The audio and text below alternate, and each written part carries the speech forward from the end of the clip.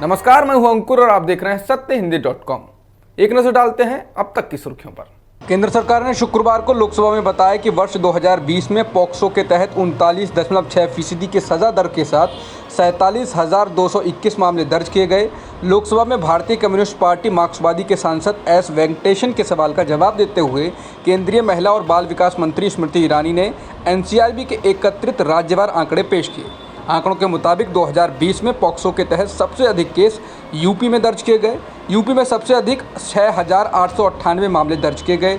दूसरे नंबर पर महाराष्ट्र आता है जहां 5,687 मामले दर्ज किए गए और तीसरे नंबर पर मध्य प्रदेश में 5,648 मामले दर्ज किए गए। राज्यसभा में विपक्ष के नेता मल्लिकार्जुन खड़गे ने शुक्रवार को सभापति एम वेंकैया नायडू को पत्र लिखकर केंद्रीय मंत्री निर्मला सीतारमण और पीयूष गोयल द्वारा कांग्रेस अध्यक्ष और सांसद सोनिया गांधी के बारे में सदन में की गई टिप्पणी को हटाने का आग्रह किया। इसके साथ ही खड़गे ने परंपरा का हवाला देते हुए मांग की कि पीयूष गोयल और निर्मला सीतारमण सोनिया गांधी से माफ़ी मांगे। बता दें कि अधीर रंजन चौधरी के राष्ट्रपति द्रौपदी मुर्मू को लेकर दिए गए बयान के बाद पीयूष गोयल और निर्मला सीतारमण ने सोनिया गांधी से माफ़ी मांगने को कहा था। मालूम हो कि अधीर रंजन के बयान पर बीजेपी ने सोनिया गांधी को जमकर घेरा है। इस दौरान लोकसभा से लेकर राज्यसभा में सोनिया गांधी को निशाना बनाया गया। इस बीच कांग्रेस ने बीजेपी पर सोनिया गांधी के खिलाफ अभद्र व्यवहार करने का आरोप लगाया है।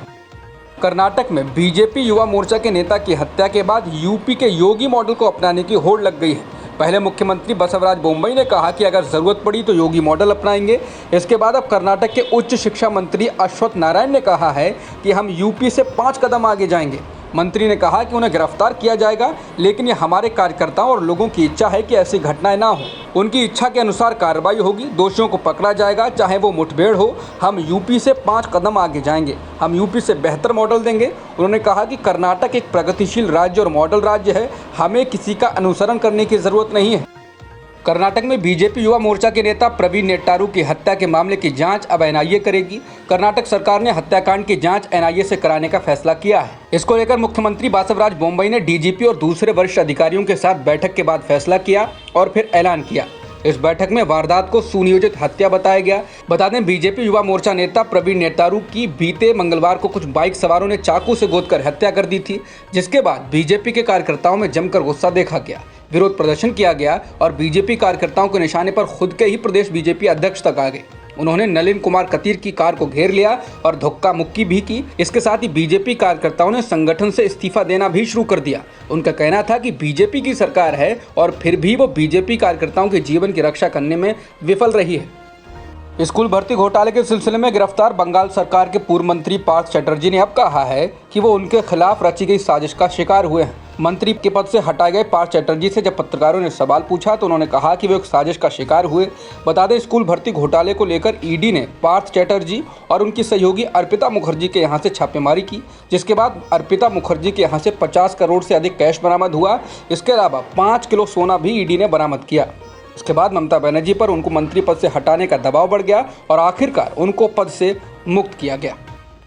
कांग्रेस नेता अधीर रंजन चौधरी द्वारा राष्ट्रपति द्रौपदी मुर्मू को राष्ट्रपत्नी कहे जाने के बाद आज केंद्रीय मंत्री स्मृति ईरानी और अमित शाह ने राष्ट्रपति द्रौपदी मुर्मू से मुलाकात की। स्मृति ईरानी के साथ महिला एवं बाल विकास राज्य मंत्री डॉक्टर महेंद्र मुंजपारा और अल्पसंख्यक मामलों के राज्य मंत्री जॉन बारला भी मौजूद थे।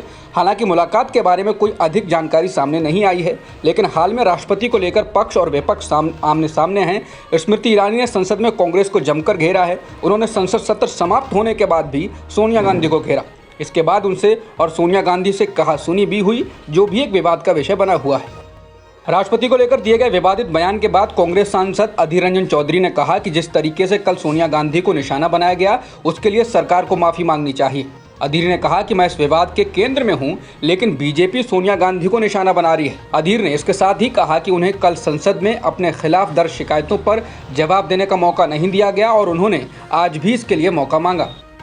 शुक्रवार को भी संसद की कार्यवाही शुरू होते ही संसद के दोनों सदनों में हंगामा हुआ। इस वजह से राज्यसभा और लोकसभा को सोमवार तक के लिए स्थगित करना पड़ा। लोकसभा में सत्ता पक्ष के सांसदों ने सोनिया गांधी माफ़ी मांगो, अधीर रंजन चौधरी माफ़ी मांगो के नारे लगाए, तो विपक्षी सांसदों ने सांसदों के निलंबन, महंगाई, मूल्य वृद्धि जैसे अहम मुद्दों पर चर्चा न कराए जाने के खिलाफ नारेबाजी की। संसदीय कार्य मंत्री प्रहलाद जोशी ने कहा कि अधीर रंजन चौधरी ने अभी तक माफी नहीं मांगी है। उन्होंने कहा कि जब द्रौपदी मुर्मू को राष्ट्रपति पद का उम्मीदवार घोषित किया गया था तब भी कांग्रेस की ओर से खराब बयान आया था। उन्होंने कहा कि अधीर रंजन चौधरी के बयान के लिए सोनिया गांधी को माफी मांगनी चाहिए। बता दें कि गुरुवार को संसद के दोनों सदनों में भी कांग्रेस नेता अधीर रंजन चौधरी के राष्ट्रपति द्रौपदी मुर्मू को राष्ट्रपति कहे जाने को लेकर हंगामा हुआ। इसे लेकर माहौल तनावपूर्ण बना रहा था और दोनों सदनों को स्थगित करना पड़ा था।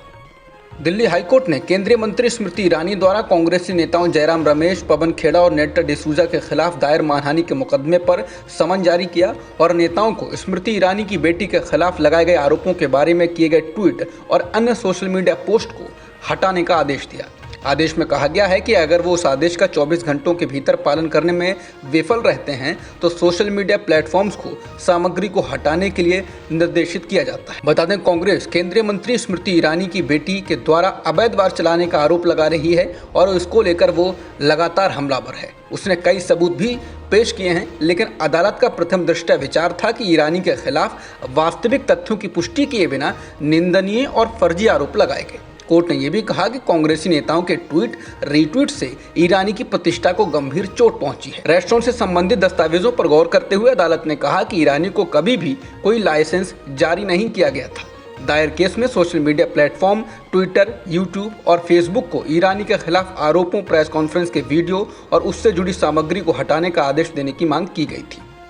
गुजरात में जहरीली शराब से 40 से अधिक लोगों की मौत पर कांग्रेस ने बीजेपी सरकार को घेरा है। कांग्रेस नेता राहुल गांधी ने कहा कि ड्राई स्टेट गुजरात में जहरीली शराब पीने से कई घर उजड़ गए, वहां लगातार अरबों की ड्रग्स भी बरामद हो रही हैं। ये बेहद चिंता की बात है। बापू और सरदार पटेल की धरती पर ये कौन लोग हैं जो धड़ल्ले से नशे का कारोबार कर रहे हैं? इन माफिया को कौन सी सत्ताधारी ताकतें संरक्षण दे रही हैं? गुजरात में जहरीली शराब से लोगों की मौत को लेकर कांग्रेस की ओर से प्रेस कॉन्फ्रेंस कर सरकार को घेरा गया।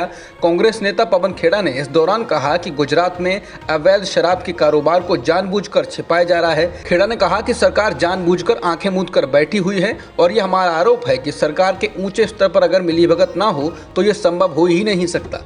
उन्होंने इन मौतों की जांच हाईकोर्ट के सिटिंग जज से कराने की मांग की। इसके साथ ही मृतकों की परिजनों को मुआवजा देने और जिनकी आंखें चली गई हैं या किडनी डैमेज हो गई है उनके लिए मुफ्त और बेहतर इलाज की व्यवस्था करने की भी मांग की। सोशल मीडिया प्लेटफॉर्म ट्विटर ने कहा कि भारत ने उसके प्लेटफॉर्म पर सक्रिय पत्रकारों और न्यूज़ आउटलेट्स के कंटेंट को हटाने को लेकर दुनिया भर में सबसे ज़्यादा लीगल डिमांड्स की हैं। ट्विटर ने कहा ये लीगल डिमांड्स जुलाई से दिसंबर 2021 के बीच में की गई।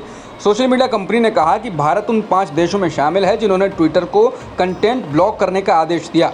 ट्विटर ने हाल ही में जारी अपनी ट्रांसपेरेंसी रिपोर्ट में ये बात कही। ट्विटर ने ट्रांसपेरेंसी रिपोर्ट में ये भी कहा है कि भारत ट्विटर के खातों की जानकारी मांगने के मामले में सिर्फ अमेरिका से ही पीछे है। ट्विटर ने कहा कि उसके प्लेटफॉर्म पर वेरीफाइड पत्रकारों और न्यूज़ आउटलेट्स के 349 खातों से कंटेंट को हटाने के लिए दुनिया भर से उसके सामने 326 लीगल डिमांड्स आई और ये जनवरी से जून 2021 की अवधि के मुकाबले 103% ज़्यादा थी। सोशल मीडिया प्लेटफॉर्म ने कहा कि इस बढ़ोतरी के लिए भारत से 114, तुर्की 78, रूस 55 और पाकिस्तान 48 की ओर से आई ज़्यादा लीगल डिमांड जिम्मेदार हैं। ट्विटर ने कहा कि भारत इस मामले में जनवरी से जून तक की सूची में भी सबसे ऊपर था। इस वक्त कंटेंट हटाने को लेकर दुनिया भर से आई 231 लीगल डिमांड्स में से 89 अकेले भारत की ओर से आई थी। अब तक की खबरों में इतना ही। बाकी खबरों के लिए बने रहिए सत्यहिंदी.com के साथ।